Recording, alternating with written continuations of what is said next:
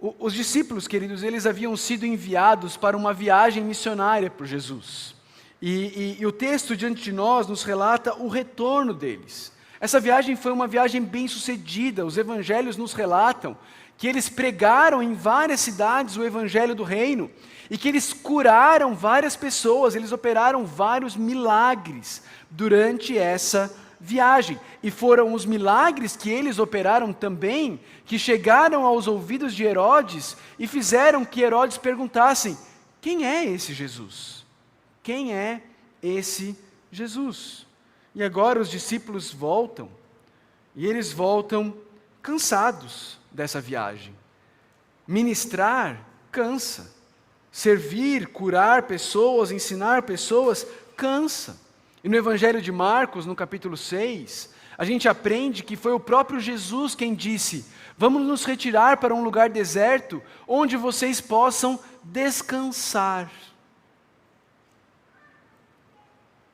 Ele propõe que os discípulos se retirem e saiam, se afastem da cidade, para uma outra cidade, para uma espécie de um retiro espiritual e de descanso. Acontece, queridos, que no versículo 11, nós aprendemos que as multidões souberam onde eles estavam. As multidões ficaram sabendo onde encontrar Jesus e os discípulos, e foram atrás deles. Veja, os discípulos haviam ensinado em muitas cidades e realizado muitos milagres em muitas cidades, não é? O verso 6 do capítulo 9 aqui de Lucas fala para a gente sobre isso. Então agora, nós não temos apenas um mestre poderoso realizando milagres. Nós temos 13 mestres poderosos ensinando e realizando milagres. E as pessoas estão indo atrás deles. A fama deles se espalhou e as multidões estão seguindo a Jesus e aos 12. Mas parece, queridos, que os discípulos, nesse ponto da história, estão cansados desse negócio de servir pessoas. Eles estão cansados depois de uma viagem, pregando e curando, pregando e realizando milagres. Eles agora já pensavam querer ficar tranquilo com Jesus, apenas eles e Jesus descansando. Apenas eles e Jesus.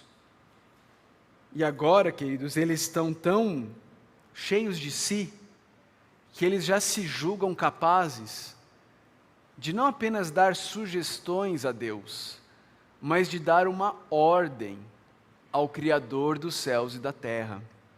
Veja, no versículo 12, eles vêm até Jesus, quando as multidões se achegam, eles vão até Jesus e eles dizem a Jesus: mande embora a multidão. E queridos, na língua original, esse verbo mande é um verbo no imperativo. Eles estão dando uma ordem para Jesus. Jesus, manda embora esse pessoal. Veja, os discípulos estão tão focados neles mesmos, tão focados nas suas necessidades pessoais, tão focados no seu desejo por um tempo a sós, de descanso, sem ter que servir ninguém, que eles conseguem legitimar esse egoísmo deles, como se eles estivessem de fato preocupados com a multidão. A desculpa é: olha, eles precisam comer, já está anoitecendo, eles precisam de um lugar para dormir. Veja, esses homens estão andando com Jesus há mais de um ano. Eles já viram esse Jesus curar leprosos, eles já viram esse Jesus falar para o paralítico: levanta e anda, os teus pecados estão perdoados. Eles já viram esse Jesus transformar água em vinho, e vinho bom. Eles já viram esse Jesus fazendo inúmeros milagres. Eles sabem do que Jesus é capaz. Eles sabem que Jesus é capaz de alimentar aquela multidão. Mas o desejo deles por descanso, o desejo deles por estarem tranquilos, sem ter que servir ninguém, sem precisar sair da zona de conforto, é tão grande, que eles conseguem legitimar o egoísmo deles, como se fosse uma preocupação sincera com as outras pessoas. Mas, queridos, como é que Jesus lida com isso? Bom, primeiro, o texto deixa claro a disposição de Jesus. Veja o verso 11.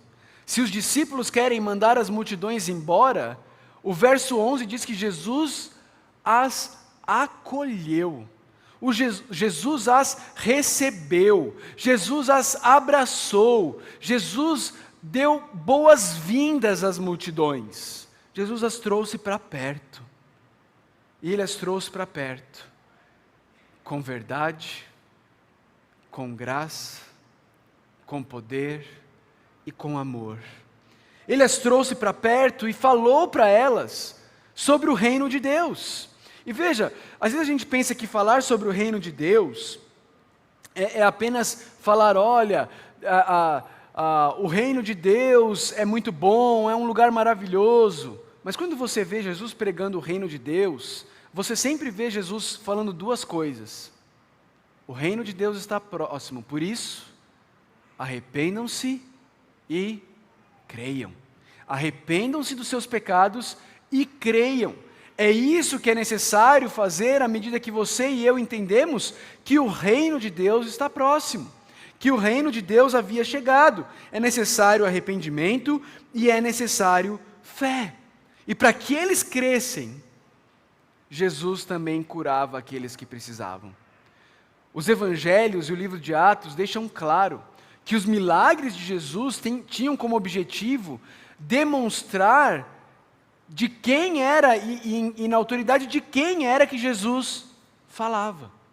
O objetivo dos milagres era mostrar que Jesus era enviado do Pai. Era mostrar que Jesus era o próprio Deus. Esse era o objetivo de Jesus ao realizar milagres.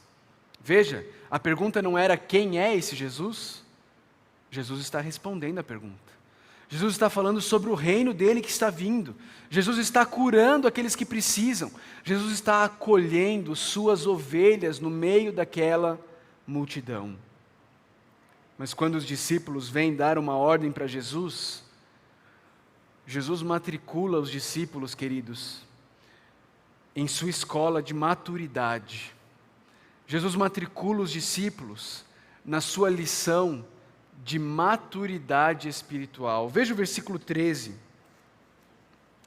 Jesus diz para os discípulos: deem-lhes vocês, e a ênfase aqui é no vocês, deem-lhe vocês algo para comer. Queridos, uma das lições mais poderosas e preciosas de Deus, para a minha e para a sua maturidade, é quando Deus nos chama para tarefas difíceis. É quando Deus nos dá tarefas, é quando Deus nos chama para missões, para as quais nós precisamos reconhecer que não temos o que é necessário para poder cumprir aquela missão. E é isso que acontece aqui com os discípulos. Deus dá uma ordem para eles, Jesus dá uma ordem para eles, que eles não têm como cumprir.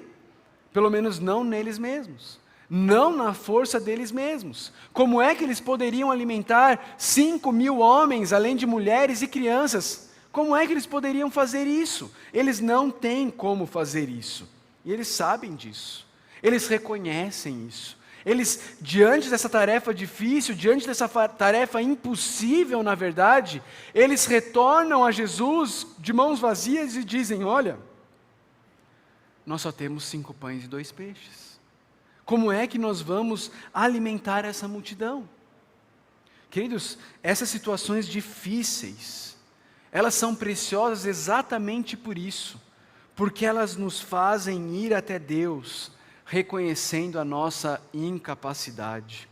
E meus irmãos, minhas irmãs, quando eu e você vamos a Deus dizendo: Deus, nós não temos os recursos, a gente encontra em Deus os recursos que precisamos para realizar as tarefas que Ele nos deu.